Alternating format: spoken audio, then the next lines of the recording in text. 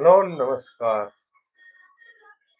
सिर्फ 23 साल की उम्र और ऐसा नाम जो आज भी हर इंडियन के दिल में जिंदा है। एक ऐसा नौजवान जिसके लिए देश सबसे ऊपर था। एक ऐसा क्रांतिकारी जो मौत से नहीं, गुलामी से डरता था। यह है भगत सिंह की कहानी। जुनून, बलिदान और देशभक्ति की अमर कहानी। भगत सिंह का जन्म 28 सितंबर 1907 को पंजाब के बंगा गांव में हुआ था, जो आज पाकिस्तान में है। इनका नाम जन्म एक ऐसे परिवार में हुआ था जो देशभक्ति और आजादी की सोच से भरा हुआ हो। इसीलिए देश के लिए कुछ करने का जज्बा उनके अंदर बचपन से था।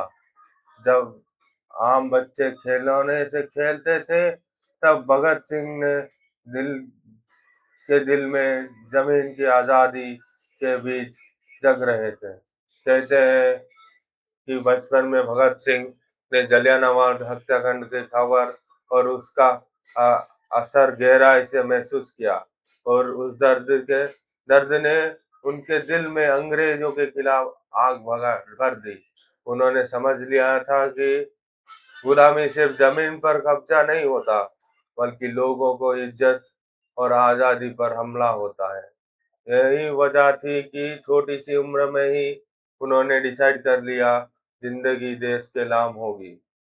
भगत सिंह पढ़ाई में तेज थे, लेकिन उनकी असली दिलचस्प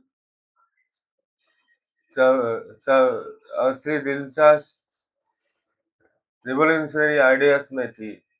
वो हिस्ट्री पढ़ते थे, फ्रीडम मूवमेंट्स के बारे में जानते थे और दुनिया भर के क्रांतिकारियों से इंस्पायर होते थे। उन्होंने समझा कि आज़ादी सिर्फ मांग से नहीं मिलेगी, उसके लिए बलिदान देना पड़ता है।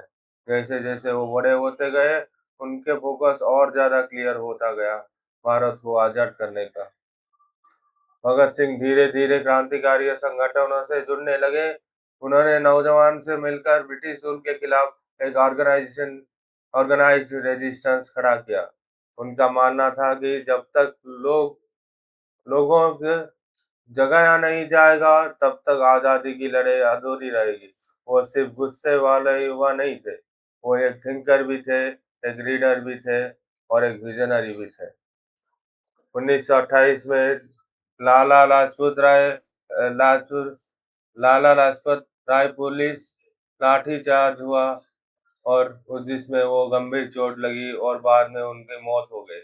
इस घटना ने भगत सिंह को हिला कर रख दिया।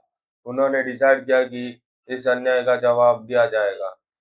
ऐसे इसी कारण में भगत सिंह और उनके साथियों ने ब्रिटिश ऑफिसर जॉन सैंडर्स को गोली मार दी। एक कदम उनके रिवॉल्यूशनरी पाथ का एक टर्निंग पॉइंट बन गया। लेकिन भगत सिंह सिर्फ बदला नहीं लेना चाहते थे, वो देश को जगाना चाहते थे।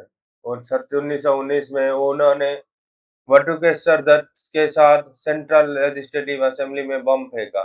लेकिन ये बम किसी को मारने के लिए नहीं था, इसका मकसद था बहरी सरकार को जोर से सुनाना।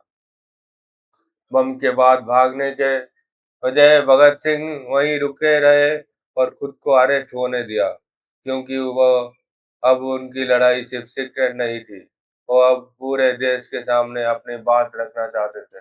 जेल में भगत सिंह ने सिर्फ सजा नहीं काटी, बल्कि अपना सोच को और मजबूत की।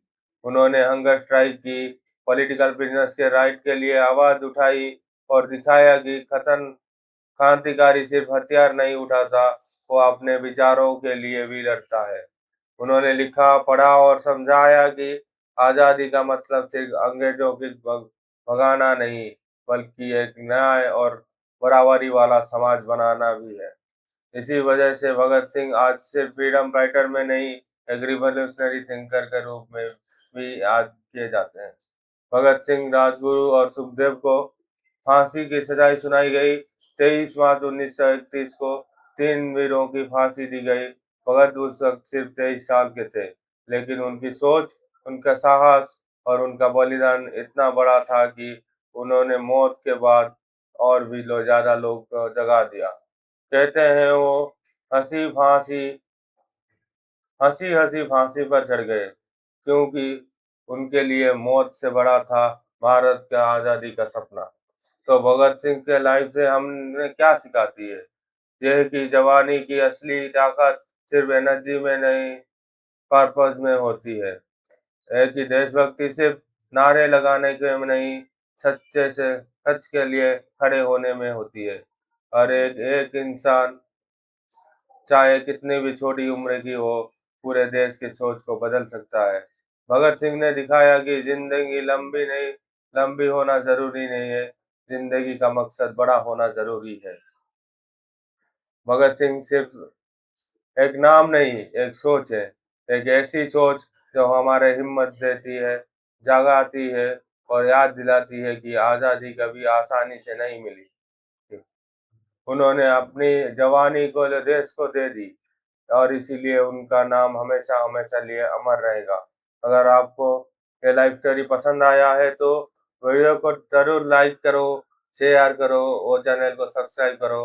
कमेंट में बताओ अगला बायोग्राफी वीडियो किस फ्रीडम फाइटर पर होना चाहिए। मिलते हैं नेक्स्ट वीडियो में। जय हिंद, जय भारत, इनकलाब जिंदाबाद, जय श्री राम।